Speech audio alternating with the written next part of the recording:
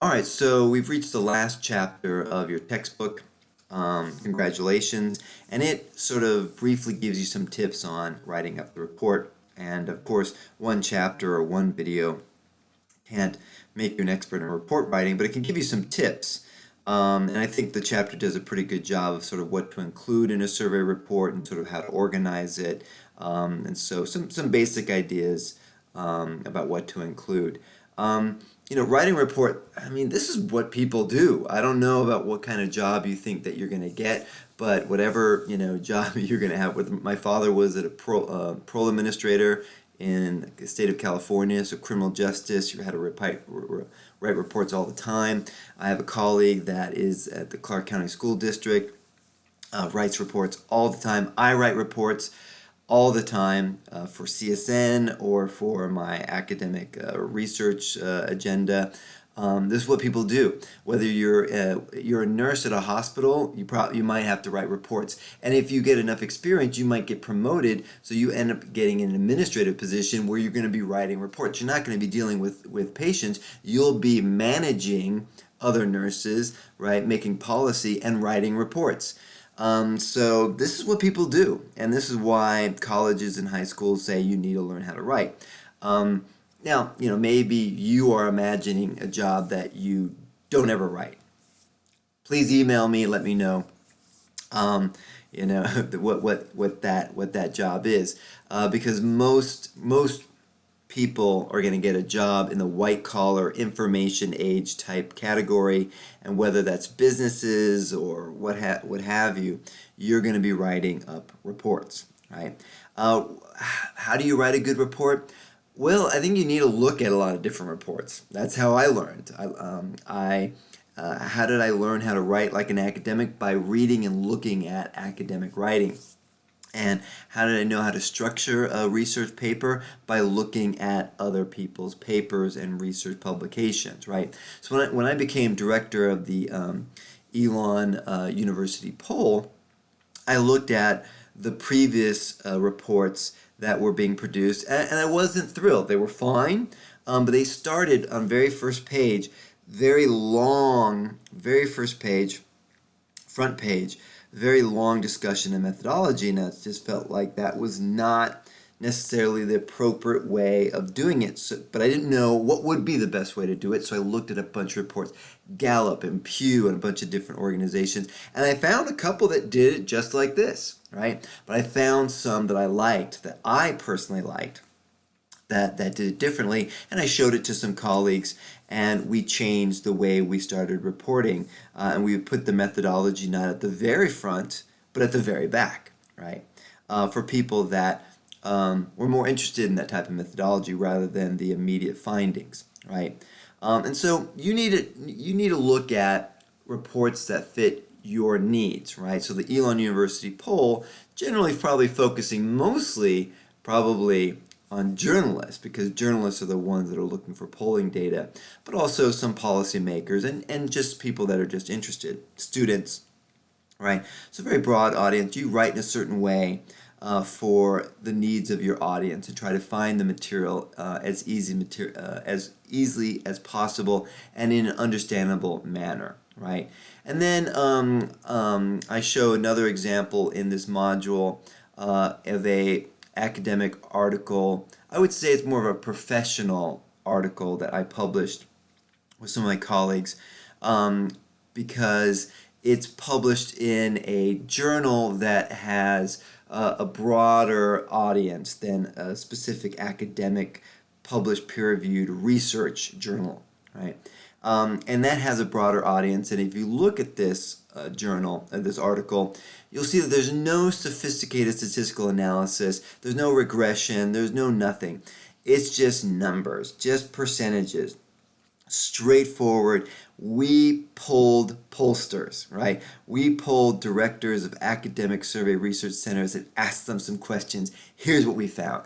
Really basic, right? And as soon as we submitted it for publication to this journal, the editor's like, I love it. It's straightforward, and it was election year. People are talking about polling. This is exactly what we need, right? And so knowing what people want and what they need is a good way of getting a report read, not just written, but read, right? And then a colleague of mine, we wrote an extensive paper on happiness. And this was much more sophisticated, and it's a very, very narrow journal, the Journal of Happiness Studies. Everyone who writes for this studies what we call subjective well-being, right? And they're all experts in this. And the people that review the papers, when you submit it, they look at it, they know their stuff, right? And so this had to be very, very different because you're talking to an audience that knows already everything about happiness, right? Not everything. And we're taking on a very popular measure and saying it's flawed.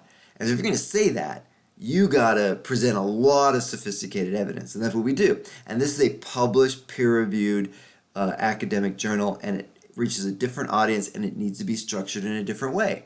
And so you need to look, right, at examples based on your audience, right? Is it a broad audience? And I have a link here if you want to take a look at it about a Clark County School District report to parents, right? And then another Clark County School District report that would be more for probably policymakers and elected officials, a bit more boring. And then, of course, the Elon poll, which is a broad audience, but probably being read mostly by journalists. And since we know that, we kind of anticipate what they're looking for. And then, of course, more sophisticated audiences, right? Academics and maybe policy experts. And I would say that policymakers and policy experts are actually different because you might just been elected to the state legislature in Nevada. And not everyone who gets elected to a state legislature or city council has a college degree or a PhD, right? And so they're not policy experts, but they're policy makers. They're elected officials. And so you write differently for policymakers and elected officials because most of them don't have PhDs, right? So you got to know your audience. That's the key to writing a good report, right? So here's just a little section of the first page of a report to parents. And it's colorful and, it's like easy to read and so they can find the information that they need, right? When it's a broader audience, right, that are not used to reading reports, you got to keep it short and colorful and easy to find information. Whereas the accountability reports, take a look at these. They are long, there's a lot of information. You kind of need to know what you're looking for to even kind of understand this. It's small print, not fun, not exciting, but packed with important information that policymakers who look for this every year, right, know what they're looking for, and it's perfect for them. Well, this probably could be made better, but again, the person who writes this, they're not experts in reaching a large audience. They are ordered by the state. This is what you need to provide us, and they provide this information as quickly and as carefully and as detailed as possible. And it may not be packaged as pretty, but it's getting the job done, right? So you have the Elon University poll, right? If you're targeting journalists, you know that they're busy and they need this information quick. So maybe a table of contents if it's a long poll. And here's a segment, and we have embedded links. So when you click on one of these little table of contents, it jumps to that part in the PDF. And you can do that in Microsoft Word and then save it as a PDF. It's awesome. Report writing is so more, complex, but useful now in the modern information age.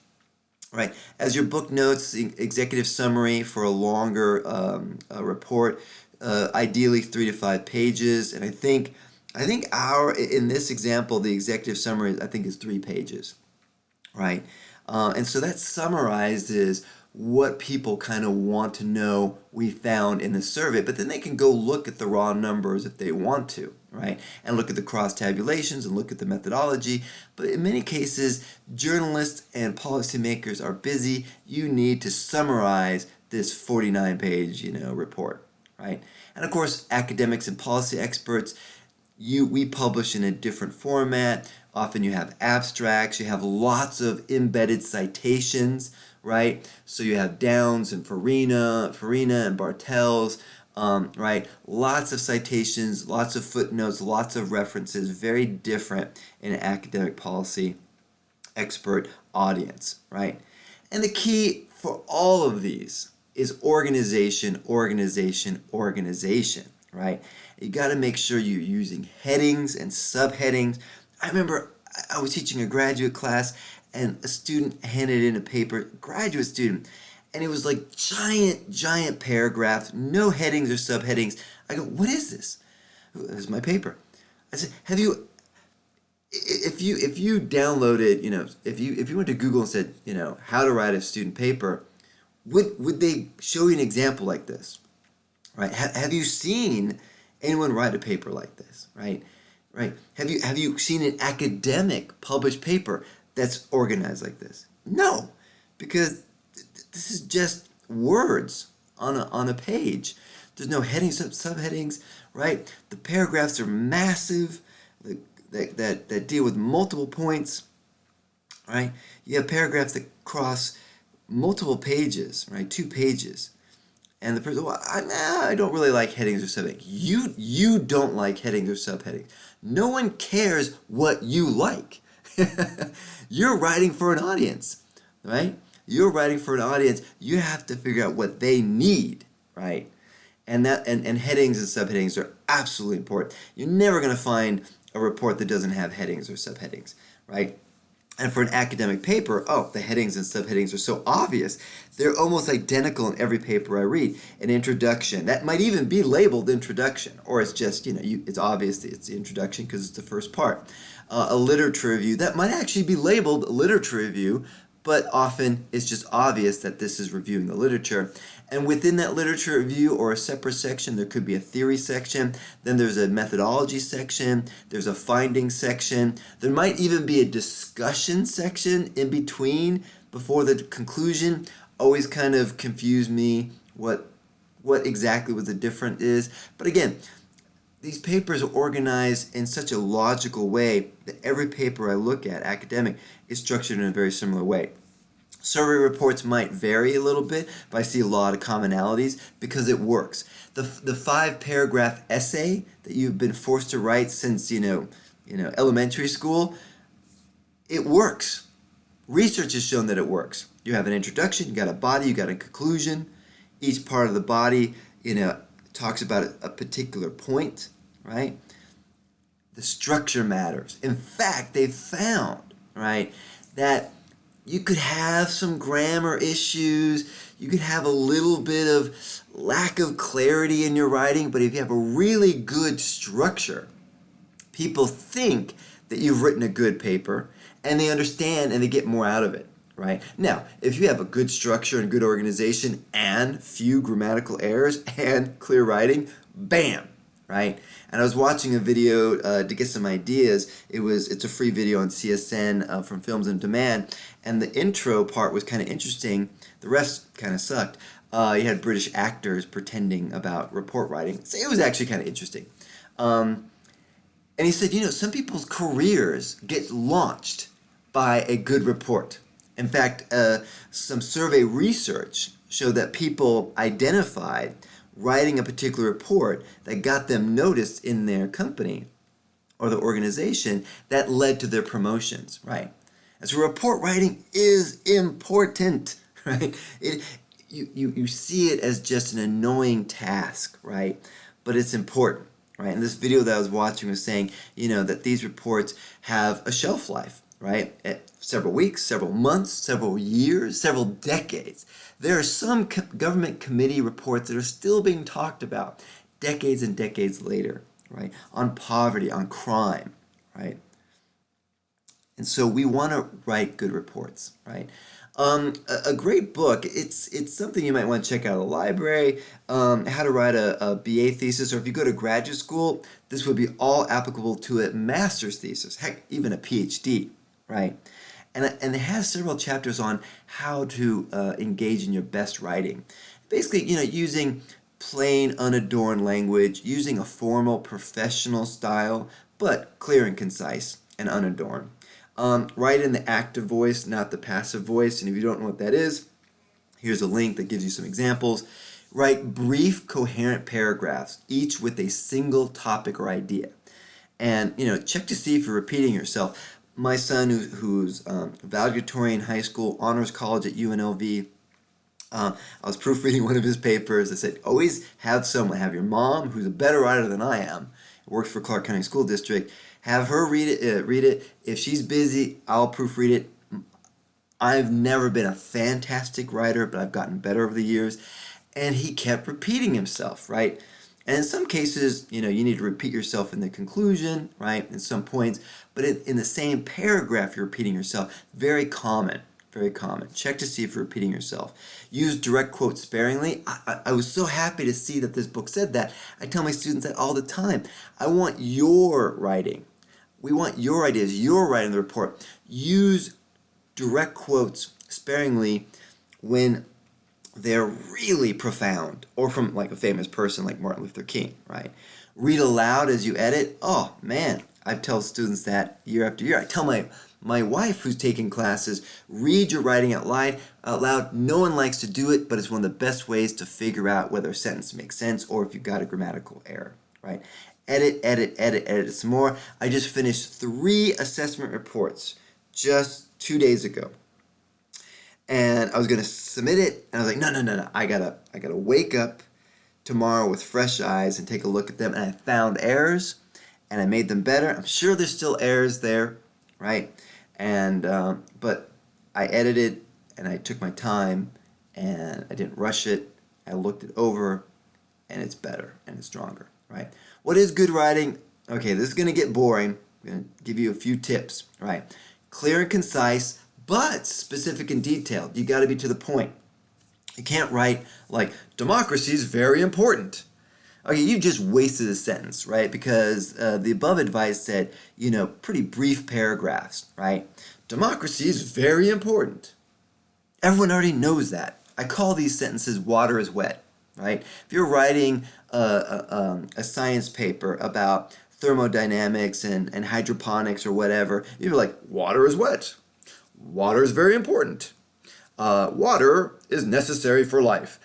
Oh, it's like, no duh, right? You are just taking up people's time, right? Clear and concise. Each paragraph should be fairly brief. I like 5 sentences, but they can be longer, right?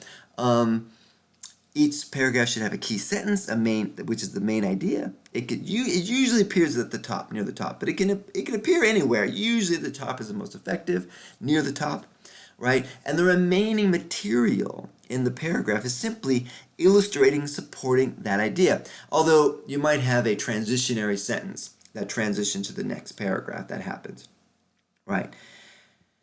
So here's an example. I wrote this, but I was making fun of so many research papers I've read over the last 20 years, right? And bear with me, right? When looking for academic sources for my literature review, I use several databases and search engines. I use Google Scholar and JSTOR and Social Science Citation Index. I found a lot of articles on the subject of crime.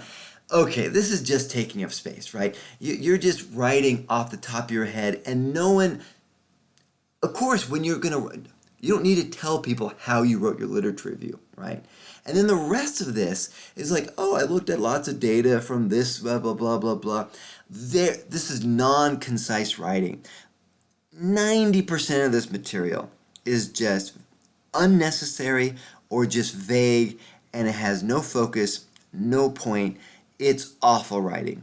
And I wrote like this when I was first started writing, just to fill up space, right? A better, not perfect, but a better, right? And this is only 4 sentences, right? Which doesn't take as much space, so you're unhappy because you want to fill up a 5-page paper, right? Rising crime rates and insecurity can undermine democracy in a number of ways. Boom, that's the key sentence, right?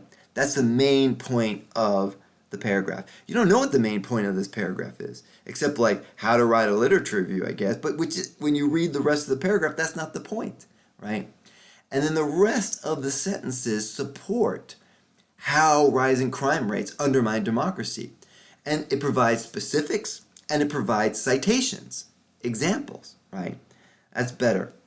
An even better, different topic is written by another author that I take. This is also just 4 sentences. I like 5 sentences. That's my magic number. I think a good paragraph. But if they're long, have lots of citations. This is one paragraph and it has like 6 or 7 citations, right? And it's really, the key sentence, right, is a top sentence. Although terrorism has been a long part of international politics, we do not have good explanations for the growing phenomenon of suicide terrorism. And he gives examples of the weakness in the current literature on explanations of suicide terrorism.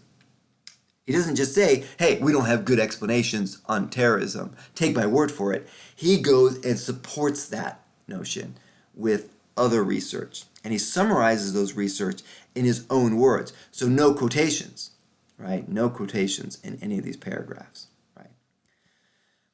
A very good book for technical writers, a Duke professor, Duke University, The Sense of Structure. And he covers a lot about sentences and everything, and really trying to figure out what the reader needs. But really, he gets into some really interesting details about sentence and sentence structure and how different words and the word ordering really matters. He even has one section like, where's the verb, right? If you don't know where your verb is and your verb is near the way down, far away from the beginning of the sentences, your sentence probably doesn't make a lot of sense. But even just simple examples of sort of, what are you trying to emphasize? Where's your stress point, right? What are you trying to say about Fred and the fact that he's a nice guy but that he beats his dog? Where's the best place to put this information, in what order, right?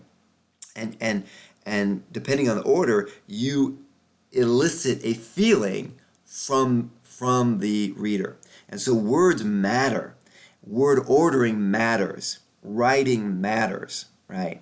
It's a great book. And here's one example. He found an example written by an academic in a report at a university. What would be the student reaction accorded the imposition of such a requirement? I think you and I understand this. Just reading it out loud, you're like, that's clunky, right? We want, and it's like, well, that makes me sound so smart. No, you think it makes you sound so smart because it's all worded. What makes a report sound effective and smart and well done is being clear and concise. How would the students react to such a requirement? Boom! Man, that is plain English. And a policymaker would say that, an academic would say that, right? How would students react to such a requirement, right? People don't talk the way they do in the top example, right? For the example of where the verb. This is a real life example, right? The combination of such confidence in understanding situations and such unwillingness or perhaps inability to step forward and be assertive was completely new to her. Not a horrible sentence. In some cases, when we're writing fiction or writing a novel or we're writing descriptive work, right, our language might be a bit different, right? But in many cases, we want to get to the point. And here we find that the verb was is way down the line. And a better version of this is completely new to her was the combination of such confidence in understanding situations and such unwillingness, perhaps inability to step forward and be assertive, right? So here we have a person who really understands situations, has confidence, but also is unwilling to step forward and use that understanding, right? And so words matter. You can edit these things. You can look for where your verbs are. So here's an example, right? So where's the key sentence, right? And here's a little exercise, right? I think it's a pretty good paragraph, right? The U.S. is at present the world's largest exporter of agricultural products, netting a balance of payments exceeding $10 billion a year. That's not the thesis or key sentence. That's the hook, right? That's the hook. That's an interesting statement. It grabs the attention, right? The next sentence, right?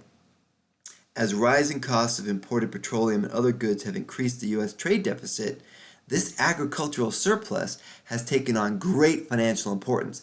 And the rest of the sentence, a paragraph, supports this thesis of why agricultural exports are so important to our economy, right? And it goes on, American farmers bolster the national economy by creating jobs, right? The income alone, right, purchases farm machinery every year. Without these exports, right, we would have to subsidize American farmers even more. And finally, agricultural exports provide an entry to foreign markets that can be exploited by other industries, right? And so, right, I think this is a good paragraph, right? It starts with the hook in the green, and then near the top of the paragraph, it clearly states the purpose, and then everything after that key sentence backs up why this agricultural exports are so important to our economy, right? And so when I read this paragraph, I didn't write it, I edited it to make it a little shorter. It's like I learned something from this paragraph, right? I got sucked in and got a little bit of trivia, some important aspects of it, the hook. I now know what the paragraph is clearly making the argument for, and now I have evidence supporting the argument, right? And always reread your work. Read it out loud. If it sounds awkward, then there's a problem. You need to edit it. Anticipate your reader's need. What would the reader ask here? I'll ask that, like, okay, here I explained something about the dependent variable. Okay, I've read a lot about this, so I know, so I'm not asking any questions, but what would someone not as knowledgeable ask about this, right? What would they want to know? What would they want to know, right? What information do I need to present? Think of what the reader will need, and you're going to write a good report, right?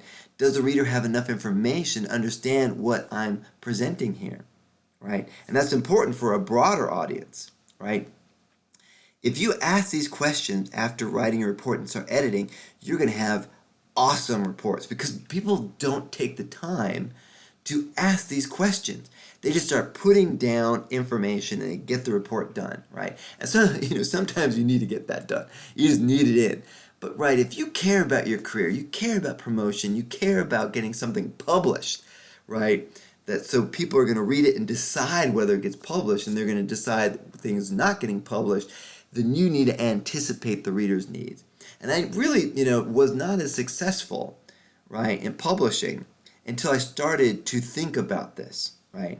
And rather than like, oh, what do I want to put down, right? I found this interesting, which always is a part of the writing process. When you ask, what does the reader want to know about happiness, about what we found in our survey? Margin of error, sample size, the most interesting findings, some of the cross tabulations. I started to write better reports when I started to anticipate what the reader would be interested in. Not just what I wanted to know or what was on the top of my head and what was easy to write. I would go and dig for that information to anticipate and meet the needs of the reader, and my reports got better and better and better. Right? All right, I know talking about writing, least favorite subject, but I would say for my career, and I would say my father's career, almost everyone I know, writing is an important aspect of their career and an integral part of their success. So, all right, I hope you found this helpful. Till next time.